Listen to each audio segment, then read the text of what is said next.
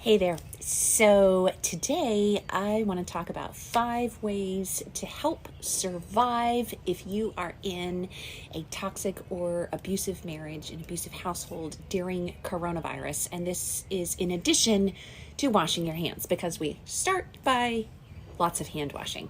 But outside of washing your hands, what can you do during all of this coronavirus hysteria to make yourself more likely to survive with your sanity if you're living in an abusive household or in an abusive marriage?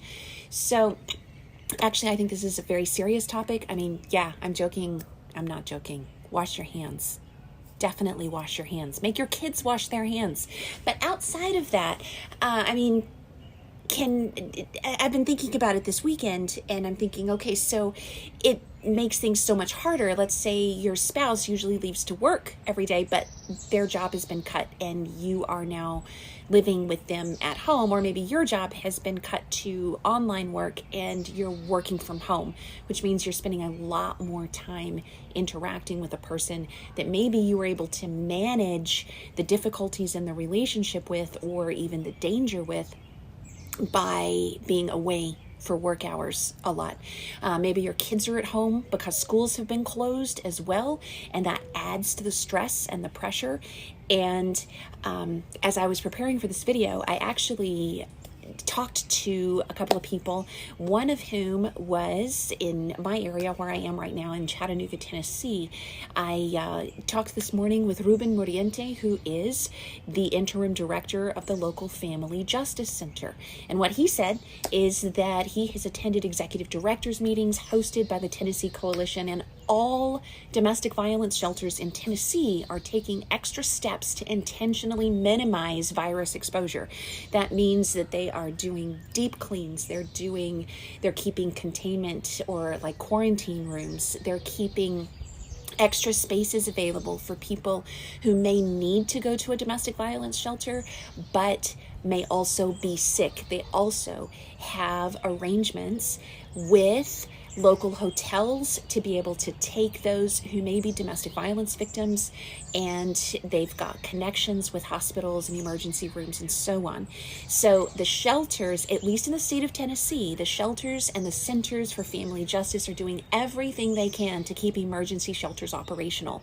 This is huge, because a lot of times we don't think about the fact that if everyone else is under quarantine and you become in danger in your home, where are you supposed to go if the rest of the world has shut down? So this is huge. I'm super proud of Chattanooga and Tennessee as a state, and Chattanooga as a city, for prioritizing the safety of domestic violence victims. So he also recommends, Ruben Muriente, interim director of the Family Justice Center Chattanooga, also recommends safety planning, emphasizing safety planning, and maybe modifying your regular safety plan to account for work from home scenarios and that kind of thing. But the community of advocates is intentionally being available to those who need domestic violence support and help. In fact, the local Family Justice Center here is rotating their staff to work from home so that they can keep the Family Justice Center open as much as possible, given the quarantine and this just safety everythings that are coming from the government, so that those who need help and support, counseling, therapies, that kind of thing, can still access those things. This is absolutely huge. I just wanted to let you know that.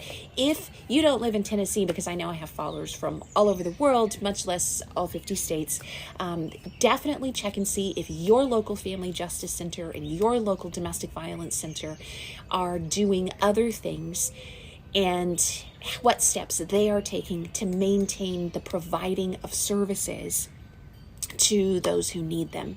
Now, 5 basic things, besides washing your hands, that you can do to help survive during a season where everything may look very different depending on where you are, where you're living, and what the restrictions are like where you are. So first of all, number 1, this is gray rock time. If all of a sudden you are in a home scenario where there is a lot more time face to face because you are, hey, I see Ruben's watching. Hi, Ruben. I just quoted you, and we were just talking about what the Chattanooga Family Justice Center is doing. I'm so glad you tuned in. So yeah, 5 things that you can do in addition to emphasizing safety planning and checking with your local domestic violence shelter or your family justice center to see what services remain available. 5 practical at-home things that you can do. Let's just say the hypothetical situation is that you and or your spouse are potentially both spending much more time at home right now because of being told to work from home and have a home office to cut down on travel. And your kid's schoolers out, your daycare's closed, that kind of thing. And so your children are home too. So there's a lot more face-to-face time, which means there can be a lot more explosion. There can be a lot more volatility. There can be a lot more risk for difficulty in your interactive relationships at home. So here, back to those 5 things. Number 1, it's time to gray rock. Gray rock means, and you can look this up as well online, there are great articles, but gray rock means being as uninteresting as possible. Don't make a big deal out of the little stuff. Just go with the flow. Do whatever you can to be boring. Don't pick fights. Don't push back on big things. Don't make a big deal out of things that could cause explosive issues in the home life. This is the time for temporarily to just emphasize that safety planning at home and gray rock. It means even if you are a dazzling rainbow rock, be as interesting as a gray pebble that everyone would just look past. That doesn't mean that you're boring inside.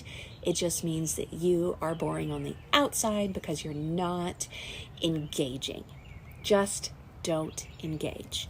Number 1 is gray rock. Number 2, focus on the kids. This is a time to just relax with your children as much as you can. Break out stuff like it was 1984. Oh wait, it feels kind of like 1984, but hey, looking backwards, not looking forward. Yeah, didn't even mean to make that pun. But yeah, pretend like it's 1984 and there's none of these electronics and there's none of this television and games and everything. Focus on the children.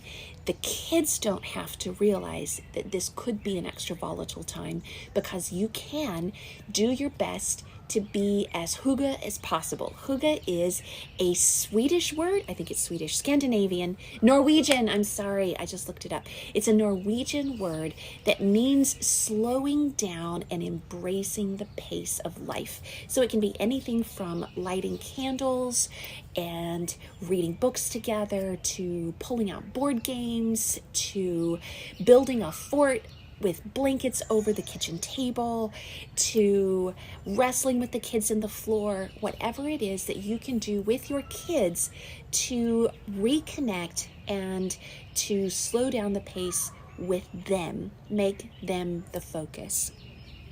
I just read a story, a post that had been shared by a friend of mine from some Americans who are actually living in Wuhan, China, which is the epicenter of the coronavirus outbreak. And they were talking about how since early January, everything there has been shut down. And how for the last 6 or 7 weeks, it's been incredible how their family has reconnected because they've slowed their pace, they've focused on talking together, and they've done everything they can to connect and build relationships during this season. So the more stressed out you are that everything isn't running like normal, the more stressed out your kids will be. If you focus on the kids, remember this can be a terrific adventure for them, and it can become a positive thing in the right circumstances for their memories. That time we all got shut down and we spent so much time together as a family. That works best in a potentially volatile relationship also if you're kind of doing the gray rock thing and just letting things slide and flow. So 1, time to gray rock. 2, focus on the kids and do the hygge thing. 3, shut off the electronics. Now, this is a two-edged thing. 1 is kind of what I already mentioned. Just cut out like the video games and the TV and the phones, put them all away, break out the books, break out the board games, do things together as a family.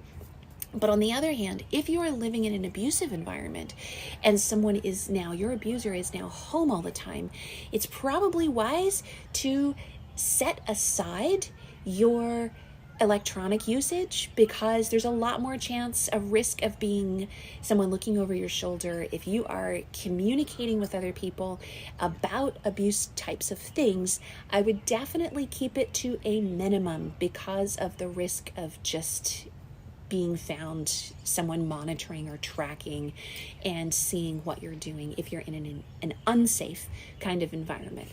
So number 4, accept the slower pace. This goes back to that hygge kind of thing.